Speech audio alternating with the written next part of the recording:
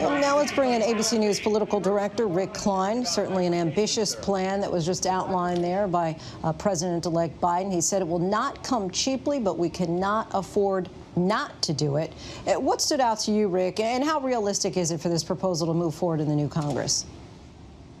This is a staggering array of program changes, subsidies, legal changes, longtime priorities of progressives, many of them tailored and enhanced for the COVID age. The price tag of some $2 trillion, of course, stands out, given the divided politics that we're in. But the calculation here from President-elect Biden is that he needs to go big to try to establish very early on in this presidency that there is a Biden coalition and that it can rally, in his words, with some unity around the magnitude of the challenge. Very critical of the way that COVID-19 vaccine has been rolled out, trying to marshal some degree of unity in a time where people are just so divided. You can't imagine a more divisive atmosphere in the country and in the Congress than the one that is confronting Joe Biden. Yes, the Democrats control Congress, but they are very, very narrow majorities, and it is going to take everything that Joe Biden can muster to try to get packages like this through the House and especially the Senate. And this plan comes under the specter of a looming impeachment trial in the Senate in the first days of the Biden administration. How much could that complicate the legislative calendar and for getting bipartisan support for this plan? Yeah, think about it, Lindsay. The opening days of the Biden presidency are going to be consumed with an impeachment trial. We are going to see that in the Senate. The Senate's going to have to focus at least some of its time on that, as opposed to confirming appointments and, of course, considering this proposal. And we have this atmosphere of tension on Capitol Hill, as we've reported. Members of Congress are, some of them, fearful that other members of Congress may be out to harm them. Those are very serious allegations. No one can even guarantee really the safety of the inauguration itself. But you hear from President-elect Biden his desire to address a joint session of Congress next month. That's the first time he's outlined that plan to talk about what he calls his Build Back Better program. And again, try to get some political momentum early on to try to cut through where this is. And I'll tell you this, the Biden team has long said that whatever the noise of Donald Trump, and there's been a lot of it, especially lately, the American people recognize what the challenge that Joe Biden confronts really means. And COVID-19, getting the economy back, maybe beyond that, trying to confront the nation's divisions, they think they can get some unity out of a shared commitment to defeating coronavirus once and for all. ABC News political director Rick Klein. Thanks so much, Rick.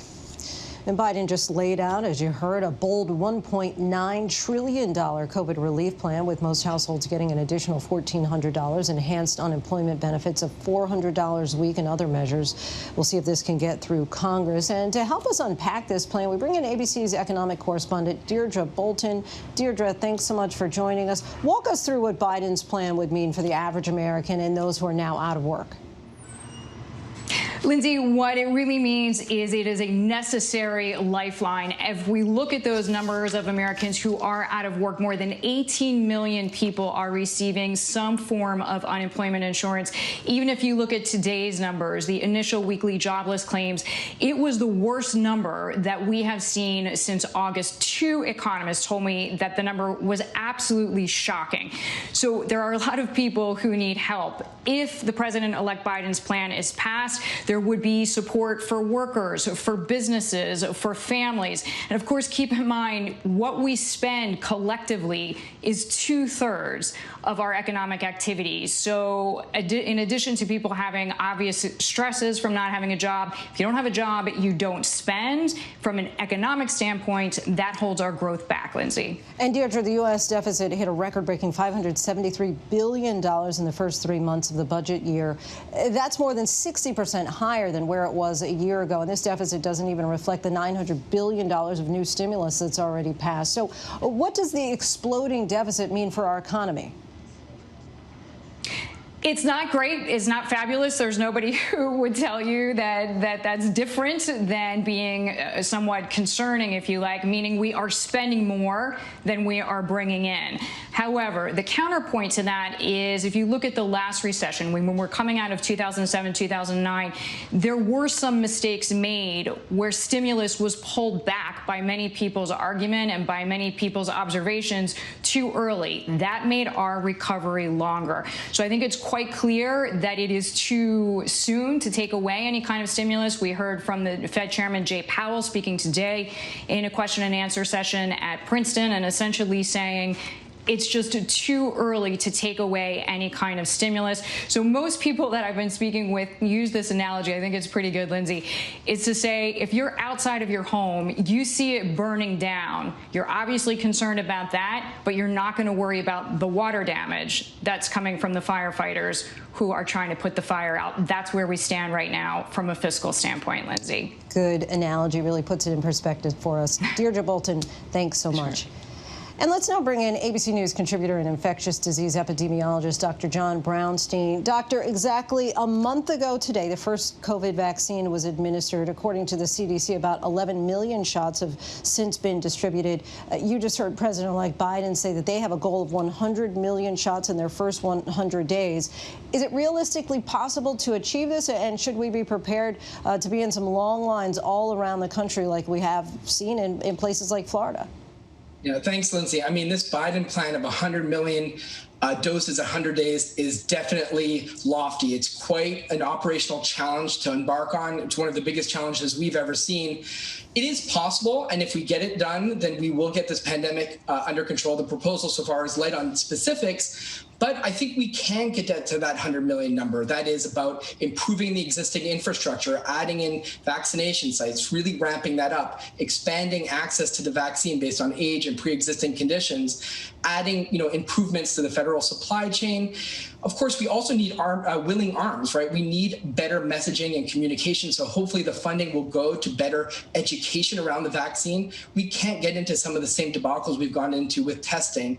Clearly, 100 million would get us half the way there to herd immunity, which is about 200 million people. So of course, that's exciting, but the logistical challenges are going to be extreme. Right now, you can't go to the web and fully understand your eligibility or book appointments. Will the Biden plan really get into some of those and help remove these long lines? We don't want these vaccination sites to be also super spreading sites. So a lot of challenges and obstacles, and hopefully some of this effort will help to resolve that. And when it comes to the vaccine, you've been saying that the problem isn't about manufacturing and shipping, but the need to expand access. So do you feel that the $20 billion proposal towards a national vaccination program just proposed by President-elect Biden will help alleviate some of that? Is that enough?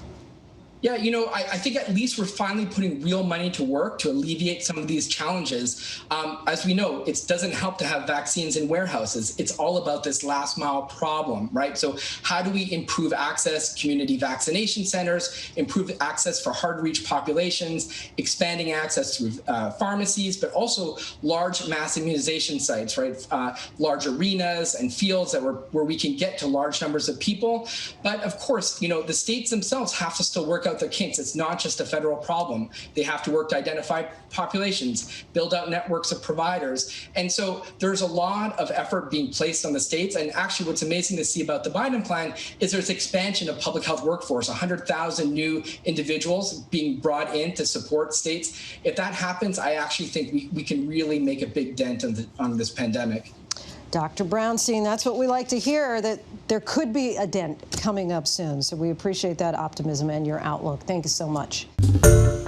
Hi, everyone. George Stephanopoulos here. Thanks for checking out the ABC News YouTube channel. If you'd like to get more videos, show highlights, and watch live event coverage, click on the right over here to subscribe to our channel. And don't forget to download the ABC News app for breaking news alerts. Thanks for watching.